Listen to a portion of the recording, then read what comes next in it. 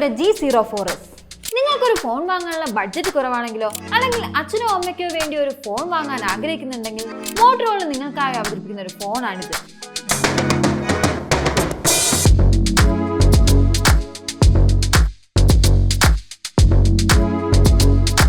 കാരണം ഇതിന്റെ വില വരുന്നത് വെറും 6,999 രൂപയാണ്. ഈ പ്രൈസ് റേഞ്ചിൽ ഇതിൽ നിരവധി ഇൻട്രസ്റ്റിംഗ് ഫീച്ചേഴ്സ് വരുന്നുണ്ട്.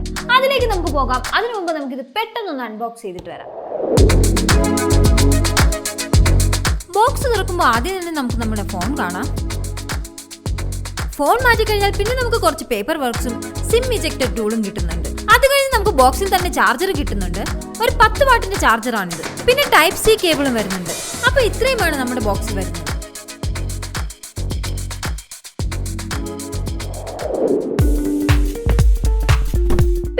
ഡിസൈൻ ആൻഡ് ബിൽഡ് ക്വാളിറ്റിയിലേക്ക് വന്നാൽ ഈ ഫോൺ കാണാനൊക്കെ നല്ല ലുക്ക് തന്നെയാണ്. ഇതിന്റെ ഫ്രെയിമും ബാക്കും പ്ലാസ്റ്റിക്കിലാണ് വരുന്നത്. പ്ലാസ്റ്റിക് ആണെങ്കിലും നല്ലൊരു സോളിഡ് ബിൽഡ് തന്നെയാണ്. പിന്നെ സെൻട്രലായിട്ട് മോട്ടോറോളയുടെ ലോഗോയും വരുന്നുണ്ട്. ഫ്രണ്ടിൽ ഗൊറില്ല ഗ്ലാസ് 3D പ്രൊട്ടക്ഷൻ ആണ് വരുന്നത്. ഇതിന് താഴെയായിട്ട് ഒരു ടൈപ്പ് സി പോർട്ടും സ്പീക്കറും മൈക്രോഫോണും വരുന്നുണ്ട്. റൈറ്റ് സൈഡിലായിട്ട് വോളിയം ബട്ടണും പവർ ബട്ടണും വരുന്നുണ്ട്. പവർ ബട്ടണിൽ തന്നെയാണ് ഫിംഗർ പ്രിന്റ് സെൻസറും വരുന്നത്. മുകളിലായിട്ട് ഓഡിയോ ജാക്കും പിന്നെ ലെഫ്റ്റ് സൈഡിലായിട്ട് സിം സ്ലോട്ടും വരുന്നുണ്ട്. സിം സ്ലോട്ടിലേക്ക് വന്നാൽ 2 സിം കാർഡുകളും ഒരു SD കാർഡും ഒരേ സമയം ഇടാവുന്നതാണ്. ഓവറോൾ നല്ലൊരു ഡിസൈനും ബിൽഡ് ക്വാളിറ്റിയുമാണ് ഇതിൽ വരുന്നത്. പിന്നെ പ്ലാസ്റ്റിക് ഫ്രെയിം ആയതുകൊണ്ട് തറയിൽ വീണാൽ പെട്ടെന്ന് പൊട്ടാൻ ചാൻസ് ഉള്ളതുകൊണ്ട് കേസ് ഇട്ട് ഉപയോഗിക്കുന്നതായിരിക്കും നല്ലത്.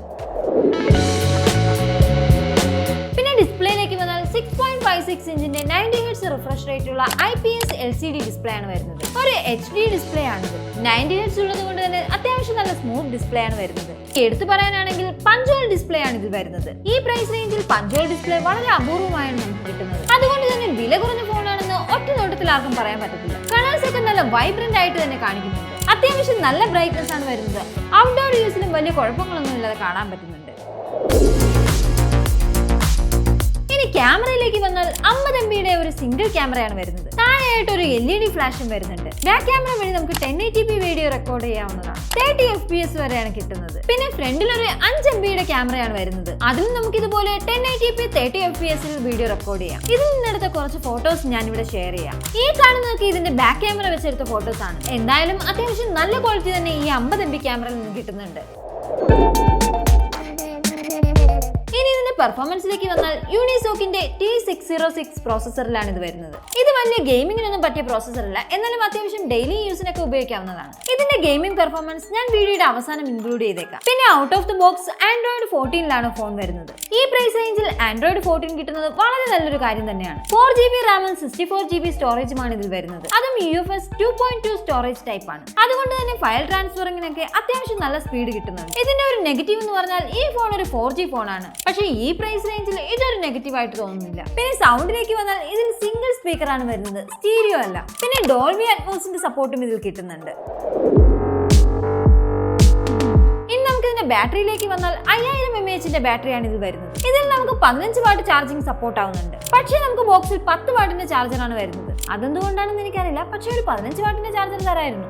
എന്തായാലും നല്ലൊരു ബാറ്ററി ബാക്കപ്പ് തന്നെ നമുക്ക് ഇതിൽ കിട്ടുമെന്ന് പ്രതീക്ഷിക്കാം. ഈ ഫോണിൽ നമുക്ക് BGMI കളിച്ച് ടെസ്റ്റ് ചെയ്ത് നോക്കാം.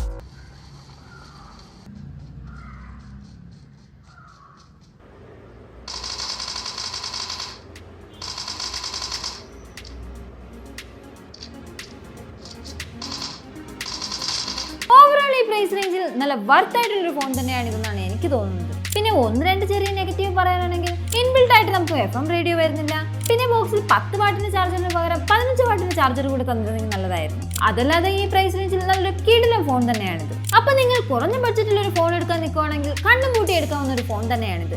എന്റെ അഭിപ്രായത്തിൽ കൊടുക്കുന്ന കാശിന് മുതൽ തന്നെയാണ് ഈ ഫോൺ. അപ്പൊ നിങ്ങൾക്ക് ഈ ഫോൺ ഇഷ്ടപ്പെട്ടോ ഇല്ലെന്ന് താഴെ കമന്റ് ബോക്സിൽ കമന്റ് ചെയ്യുക. കൂടാതെ ഈ വീഡിയോ ഇഷ്ടമായിട്ടുണ്ടെങ്കിൽ ലൈക്ക് ചെയ്യാനും ഷെയർ ചെയ്യാനും ചാനൽ സബ്സ്ക്രൈബ് ചെയ്യാനും മറക്കണ്ട. അപ്പോൾ അടുത്ത വീഡിയോയിൽ കാണുന്നവരെ this is me Deepa signing off.